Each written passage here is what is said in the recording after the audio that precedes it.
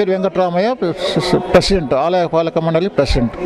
శ్రీ సాయిబాబా దేవాలయం కర్నూలు నందు 1949లో స్టార్ట్ చేసి 1951లో నిర్మించినారు.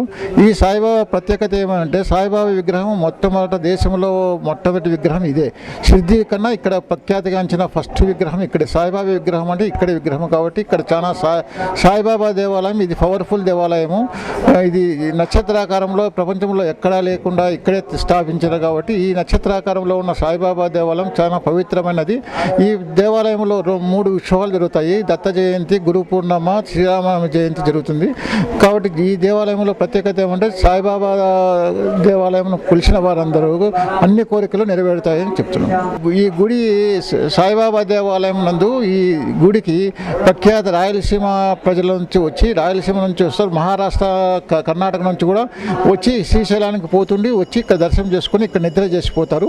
అది కాకుండా ఇక్కడ కొత్తగా మామూలుగా ప్రతి ఒక్కరూ నిద్ర చేసేందుకు అవకాశం ఏర్పరిచినాము మా దేవస్థానం ఆలయ కమిటీ తరఫున. ఇక్కడ స్పెషలిటీస్ అంతా మాకు సాధ్యమైనంత వరకు చాలా భక్తులకు అనుకూలంగా ప్రవర్తించుకుంటూ అనుకూల సేవలను చేసుకుంటూ ఉన్నాం. భక్తులు చాలా సంతృప్తిగా ఉన్నారు. ఇక్కడ షిర్డీలో మాదిరి 4 హారతులు జరుగుతాయి.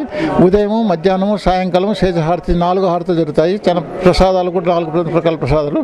గురువారం అన్నదానం ఉంటుంది. 1000 మంది అన్నదానం పాల్గొంటారు. ఒకవేళ దేవస్థానం వారే అన్నదానం కార్యక్రమం చేస్తూ అన్నదానం కార్యక్రమం సక్రమంగా నిర్వర్తించబడుతుంది. స్టాఫ్ 25 మంది స్టాఫ్ ఉన్నాము. 25 మంది స్టాఫ్ ఉన్నారు. మా ఆలయ కమిటీ ఆధ్వర్యంలో ఈ గుడి నిర్వహణ జరుగుతున్నది. భవిష్యత్తులో ఈ దేవాలయంలో చాలా గ్రాండ్గా చేసి అన్నదాన ప్రాంగణము నిర్మించదలుచుకున్నాము. భక్తుల సహకారంతో అన్నదాన ప్రాంగణము నిర్మించదలుచుకున్నాము. గుళ్ళో ఇప్పుడు దేవస్థానం వారు ఇప్పుడు నిద్ర చేసేందుకు రూములు ఉన్నాయి. దత్త జయంతి, గురు పూర్ణిమ రోజు ఫ్రీగా కళ్యాణం చేస్తాము. వచ్చిన భక్తులకు వాళ్ళకు సామాగ్రి సౌకర్యాలు కలిగజేస్తాము. మా ఇండివిజువాలిటీ, మా కలెక్షన్స్ మా ద్వారానే మేము అభివృద్ధి చేసుకుంటున్నాము. 4 సంవత్సరాల నుంచి ఈ కార్యక్రమంలో ఈ దేవాలయంలో ప్రెసిడెంట్గా ఉంటున్నాను. నేను వచ్చిన తర్వాత ఈ అభివృద్ధి కార్యక్రమాలు చాలా సక్రమంగా ఎక్కువ జరిగినాయి. సింపుల్గా ఉండే దేవాలయాన్ని ఇప్పుడు చాలా అభివృద్ధి చేసినాము. భక్తులకు మా మీద సంపూర్ణ విశ్వాసం ఉన్నది. వాళ్ళు కూడా భక్తులు కూడా మా సేవ అభివృద్ధి చేసేందుకు వాళ్ళతోటి భక్తుల సహకారంతో ఈ కార్యక్రమాలన్నీ చేస్తున్నాం.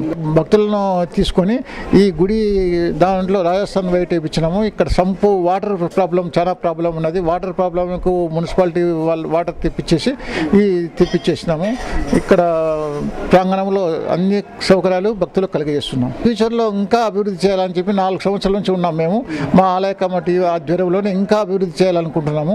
మా సాధ్యమైనంత వరకు బాబా కృప వల్ల మేము అభివృద్ధి చెందుతాము. మాకు ఈ పదవి రావడం కూడా బాబా కృప వల్లనే వచ్చినది. బాబాను నమ్ముకున్న వారు ప్రతి ఒక్కరికి సక్రమంగా నెరవేరుతాయి. దాంట్లో ఒక్కరికనేది ఏం లేదు, అన్ని కోరికలు నెరవేరుతాయి. అనుకున్న తడుగా ఏమంటే నమ్మాలా. బాబాను నమ్మిన వాళ్ళకి ప్రతి ఒక్కటి నెరవేరుస్తారు.